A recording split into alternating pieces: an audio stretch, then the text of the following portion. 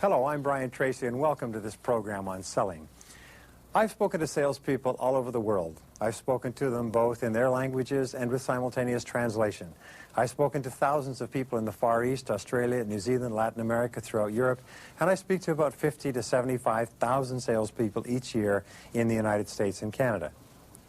One of the things I found is that selling is a macrocosm for life, is that people who are excellent in selling are excellent human beings. One of the most wonderful things that you get from becoming very, very good as a sales personality is you become very, very good in dealing with people in every other area of life as well. So this session is on building customer relationships, but in a way it's a session on building relationships with other people. In a way, this session is for everybody watching, whether you're in sales or not, but it especially works when you're working with people with whom you want to build high-quality relationships that will go on and on into the future and will turn out to be profitable for you. Here's the first point, the most important point of all. The number one reason for success or failure in our society is your ability to get along with others. It's social skills. We found that poor social skills will hold you back more than anything else. The Carnegie Institute of Technology did a study over 10 years, and they looked at thousands of people who've been let go by their companies. They found that 95% of those who were let go was because of poor social skills, not because of lack of technical competence. Now, the key to social skills, the key to number two, the ability to get along well with others, and by the way, there's a direct relationship between your ability to get along well with yourself and your ability to get along well with others. The more you like yourself, the more you like others, the more you respect yourself, the more you respect others, and so on. The ability to get along with others, social skills, is based on making others feel important. Make other people feel important. If you're looking for the bottom line of all success in relationships, whether it's with customers or others, make others feel important. And people who are really excellent in social skills can get along with a variety. They can get along with a variety of different people. Almost anybody can get along with a few people, but people who can get along with a wide variety of people are always the most liked, the most respected, the most successful. Now here's the third point with regard to the most important of all skills, and it's the key of likability. We know that there are certain influences that cause people to buy from us and not buy from us. We also know that the more a person likes you and respects you, the more open they are to your influence. The more likely they will buy from you, the more likely they are to pay more, the more likely they are to be satisfied with your product or service. We also know that since emotions distort valuations, the more a person feels positive towards you, the more willing they are to let go little problems with your product or service. They'll make excuses, if you like. If they don't like you, on the other hand, they will distort the other way, and they'll be far less patient or tolerant. Here's the key word. In every study of top salespeople, we find the most popular word used to describe them is the word nice. And we say to people, well, what do you mean by the word nice? Well, nice means that they're basically cheerful people. They're pleasant people to have around. That nice salespeople, nice people in every part of life are always the most popular, always the most effective, always the most influenced, and ultimately the very best paid. Our ability to get along well with others will do more to help us than any other thing that we can develop. Now, because of product service complexity, and your product and your service today are more complex than ever before, and because complexity, and because the customer cannot tell the actual ingredients, what's in your box, how your company works, we know today that the relationship is more important than your product or service. The relationship is more important to the customer than your product or service for very specific reasons. Is the customer goes largely on intuition and largely on feeling. And when the customer has to make a final choice between you and someone else, or between you and no one at all, what the customer does is the customer relies on their inner feeling, how well they feel about whether or not you're the one to buy from. They don't know if your product or service will work or not, but they know inside whether or not they have a good feeling about you. And the better your relationship with them, the more positive you are, the more likable, the more nice you are, the more the person is going to buy from you. Well, Let's look at some of the critical factors of likability. We know that the more the person likes you, the lower is his or her fear of failure, the lower is his or her fear of making a mistake and of paying too much. Often, the lower is his or her resistance to your sales message. The more likable you are, the more positive you are, the more susceptible and open the person is to you. Your initial aim when you meet a customer for the first time is to build a bridge between you and the customer. As a matter of fact, your initial aim when you meet any person that you care about or that you imagine you'll care about for the first time is to build a bridge. And let me explain what I mean. Here's you when you start off, and here's the other person. I'll just write other rather than customer. And between you, it's almost like there's a river. There's a gulf. Your job is to construct a bridge across, a personal bridge where you talk and ask questions about him or her personally, which is, sort of what we do when we meet people socially. We say, hi, how are you, and how long have you been in town? We build a bridge between ourselves and the other person, and only once we have a bridge can we then go on to building a relationship which can lead to selling. So here are the 7 keys to building rapport with customers. These 7 keys are time honored, they're timeless, and you can use them with any person at all. Number 1 in the 7 keys is a positive mental attitude. A positive mental attitude is more important than you can possibly imagine. A positive mental attitude, as we said before, is a person who's cheerful. This is a person who's nice. This is a person who's likable. This is a person that people feel comfortable with. I have worked with roomfuls, indeed, entire conventions full of some of the highest paid salespeople in the world. And the higher up people go in the field of sales, the nicer and more pleasant they are. Now, how do you develop a positive mental attitude?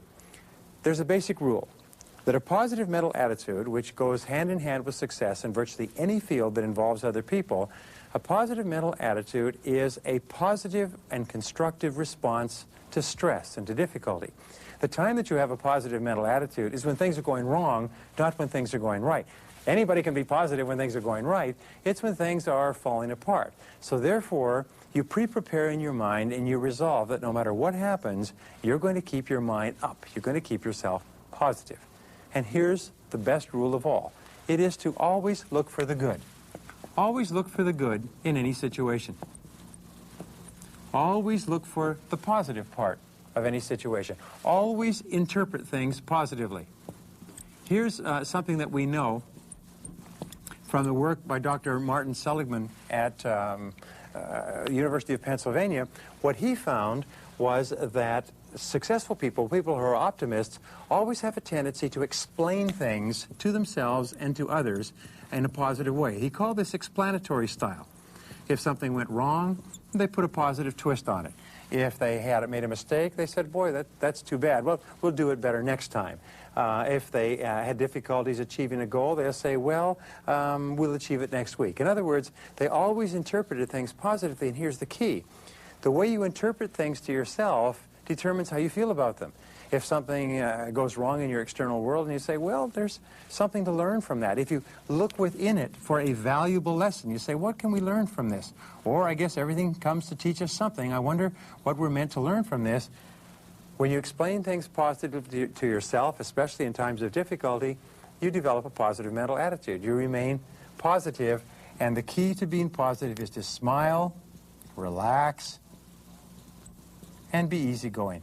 Smile, relax, and be easygoing. Make a decision in advance that no matter what happens, nothing is going to shake you up. Be a friendly, easygoing, positive, likable person. Here's the second key to being likable, the second of the 7 keys to success, and it is courtesy. You know, Thomas Carlyle, the English writer, once said that you can tell a big man by the way he treats little men. Courtesy means to be polite and to be correct in your behavior with other people. It's absolutely amazing how many people get a long way in life, and then because of poor or sloppy or slobbish manners, they foul up their lives and their careers. And here's the rule: be polite to everyone. Today, we are hypersensitive about politeness, which means that if you are rude or short-tempered or curt to someone in an organization, very often that will get up higher in the organization and they'll decide not to deal with you. In my company, for example, we have people who call us all the time. Oops. And we have a basic rule. If a person is not polite to someone that they speak to on the telephone, then we tell them that we're not interested in doing business with them. If a salesperson is rude to one of our staff or rude to our receptionist, we refuse to deal with them. We refuse to buy their product or service. Even if a customer calls us and will not and is not polite to someone in our business, we just simply won't buy from them. Or we won't sell to them. We say we really will not tolerate anybody in our company being poorly treated. Here is number 3, is acceptance. Acceptance is one of the most powerful of all things that we do, because we know from our studies of interpersonal psychology, acceptance satisfies a deep subconscious need to feel important and worthwhile. Remember, your job is to raise people's self-esteem, to make them feel important. And when you unconditionally accept another person, that person feels more valuable. They feel more important. Their self-esteem goes up. You know that whenever any two people meet, the very first thing that is established is a level of acceptance. You know from your own experience that if you meet another person and the person shakes hands with you and turns away, or the person doesn't even shake hands with you, or the person is not open to meeting you, you know that you feel angry, you feel defensive, you feel like striking back, you feel insulted, your self-esteem goes down, and so on.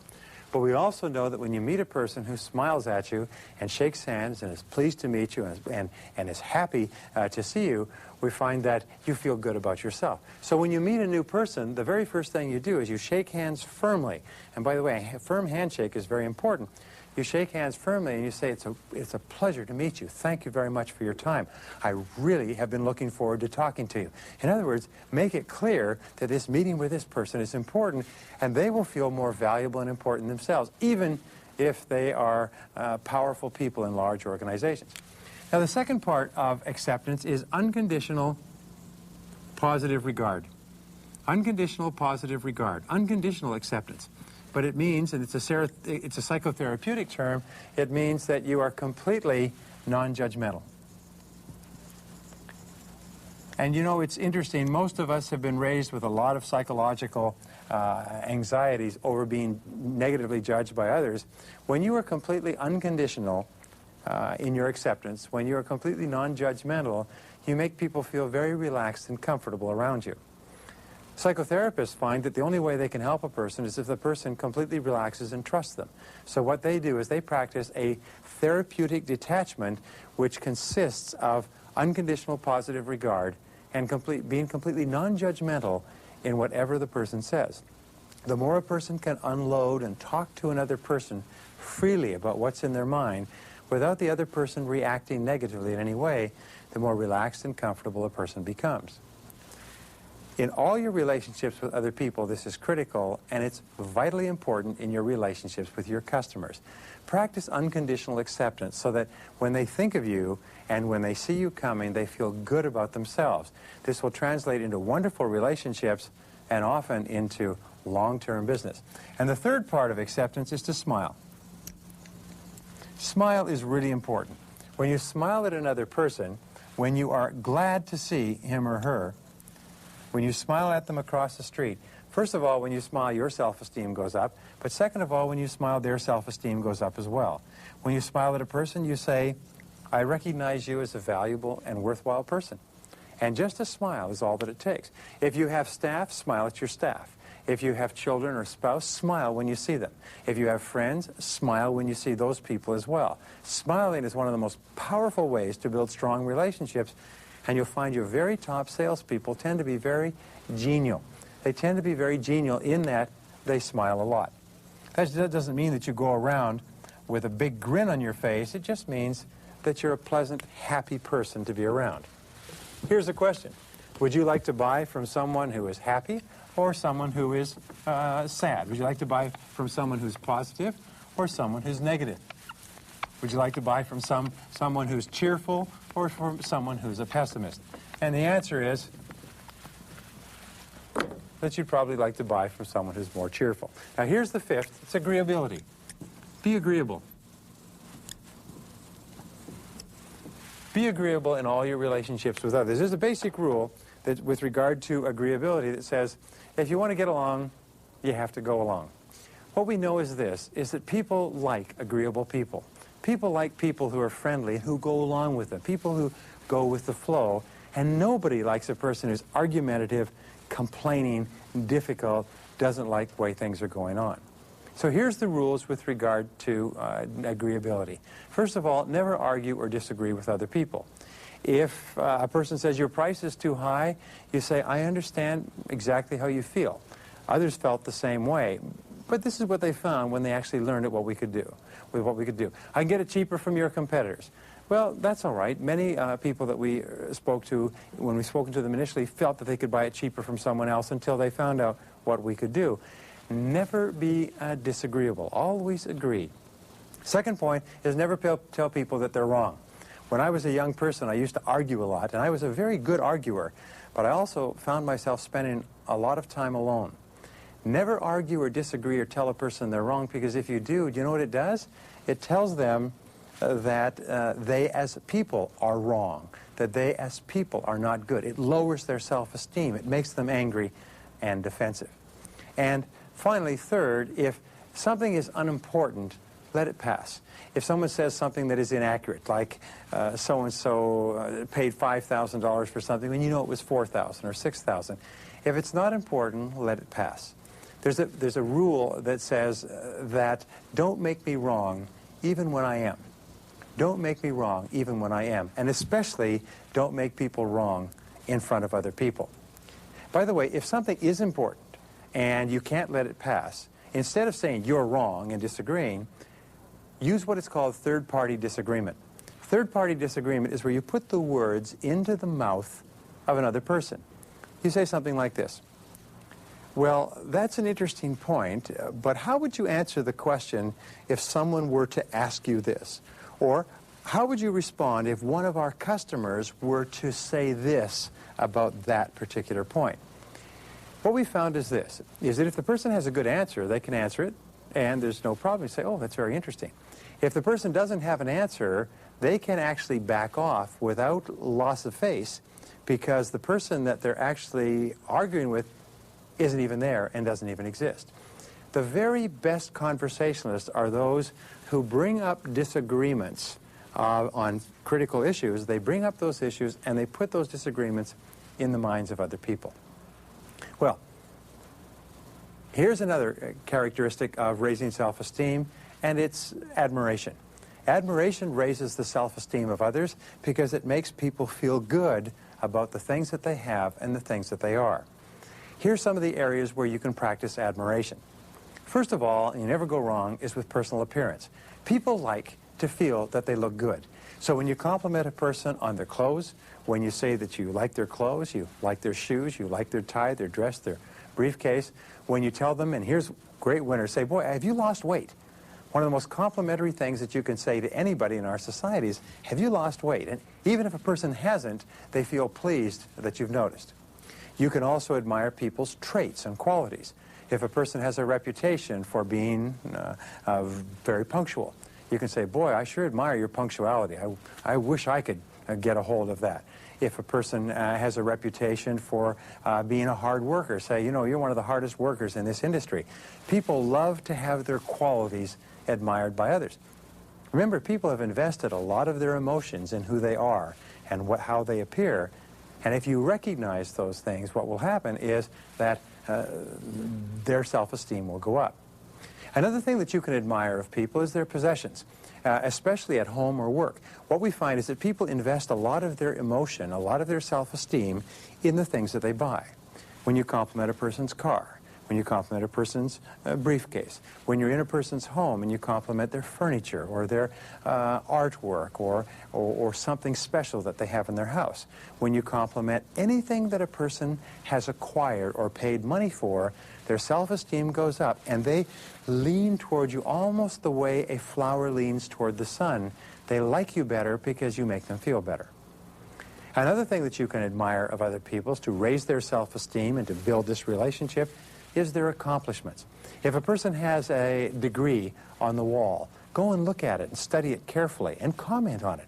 Remember, that person probably spent years earning that degree. If a person has won an award or a trophy for an accomplishment professionally or for a sports event, be sure to admire that and ask them how they did it and how did it work out and who else was competing and how long have they been in the field. People love to talk about the things that they've invested their lives in becoming better at. Now, another way to raise self-esteem in other people is appreciation. Appreciation is based on what we call an attitude of gratitude. It's just being a thankful person. And there's a basic rule that says that the more things that you give thanks for, the more things you will have to give thanks for. One of the great exercises that you can go through on your own, aside from selling, is to every so often make a list of all the things in your life for which you're grateful. Your health, your family, your job, the country you live in, your car, your home, your friends. If you start writing down a list of everything for which you're grateful, you start to have a thankful feeling about you that actually flows out and it glows from you and affects other people. So thank everyone for everything. Thank the people that you meet for the things that they do for you. Thank everybody in your home for every little thing. Thank your customers for their time. Say, thank you very much for your time. I really appreciate it. I know how busy you are. Whenever you thank a person, you raise their self-esteem. Whenever you raise their self-esteem, they like you more. When they like you more, they want to do business with you. Another thing that you can do is send thank you notes. All the top salespeople, all the top business people send thank you notes all the time. They send thank you notes, they send thank you cards, and they send thank you gifts. If a person buys something worthwhile from you, then send them a nice little gift. It doesn't have to be a lot. It can be a fruit basket. It can be a book. It can be something different that you've picked up somewhere. But a little gift with a little note of thanks will remain in that person's mind when they think about you for years and years and years. Now, approval is another wonderful way to raise the self-esteem of others. Approval satisfies the deep subconscious needs of people. It raises their self-esteem. In fact, another word for approval is praise. And one of the definitions of self-esteem is the degree to which a person feels praiseworthy. When you praise a person for anything, they feel praiseworthy. Their self-esteem goes up, their sense of value goes up, and their attitude toward you improves. So, what do you praise people for? Praise them for their accomplishments. Praise them for big accomplishments. Praise them for little accomplishments. But be generous, as Dale Carnegie said, in your praise and approbation. Praise them for everything. The big rule, by the way, is praise people in public whenever you can. The more you praise a person in public, the more it affects their self-esteem. That's why they always give major awards in public in front of large groups, because it causes people to feel absolutely fantastic about themselves for a long time. Praise people for personal qualities and abilities. Praise people for little things that they do and for little things that they've accomplished. And especially if you're going to praise people immediately. Praise them specifically and praise them clearly. Instead of saying you're a great person or you did a great job, be very specific. You are absolutely excellent in this position and you did a fine job doing this specific activity. The last part of praise, by the way, is if you want people to develop a particular behavior, to do something over and over again, then what you do is you praise them continuously. You praise them every single time they do it until they start to do it automatically. The final key in raising people's self-esteem is attention. Attention makes people feel valued. The more you pay close attention to a person, the more happy and positive they feel about themselves. Their self-esteem actually goes up to the degree to which they feel that you are closely listening to them. How do you pay attention? Well, first of all, you listen attentively. You smile, you nod, you agree. You pay attention as though what they're saying is the most interesting and fascinating thing you've heard in a long time.